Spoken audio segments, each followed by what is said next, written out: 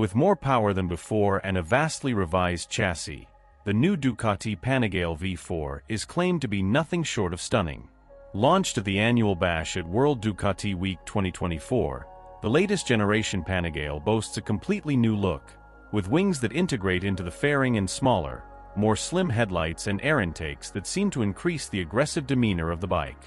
This is much more than a visual refresh though, and as we are about to explain, the new Panigale has had much more than just a nip and tuck. Available in regular V4 trim with passive suspension for a starting price of £24,395 and bells and whistles V4 S form for £29,995 with electronically controlled lean suspension, forged wheels and a lithium battery. Both use the same revised 1,103 cubic centimeters Desmosedi engine with 216 horsepower at 13,500 RPM and are first to market with Brembo's latest Hyper TM brakes. In S trim, the unfueled 187 kg curb weight translates to a 2 kg reduction over the previous model, this seemingly minor saving masking much more significant changes. The revised front frame is over half a kilo lighter, while perhaps the most obvious aesthetic move is a switchback to a twin-sided swing arm, this featuring distinctive cutouts on each side.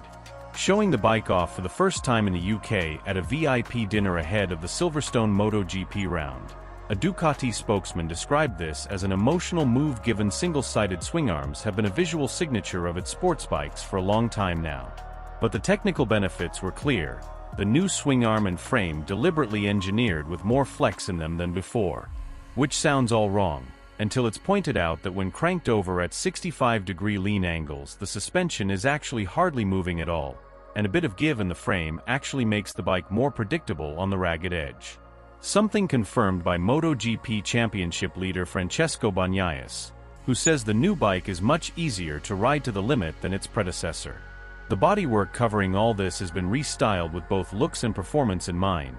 The very obvious 916-inspired aesthetics likely to go down a storm with fans, while the new fairing is both aerodynamically more efficient in a straight line while pared back from the front wheel to improve cornering response.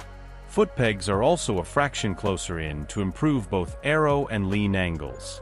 Downforce remains the same as before, while cooling for the engine and its ancillaries has been improved.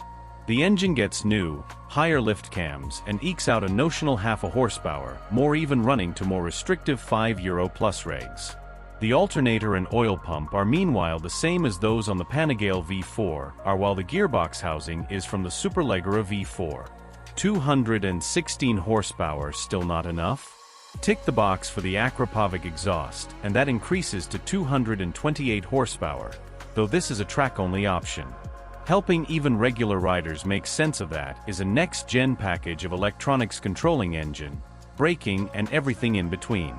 This includes a feature that trails the rear brake into the corners even after you release the front to mimic the hand controls used on race bikes. The Ducati Vehicle Observer, DVO, meanwhile takes inputs from over 70 sensors to help with the traction, slide and wheelie control systems, while a new digital dash display has a range of extra functions for both road and track use. It's a lot to take in, but in short, Ducati promises the electronic support to make even track day amateurs feel like they're up there with the Francesco Bagnaia of this world. If you enjoyed this review, be sure to like this video, subscribe to our channel for more exciting car reviews.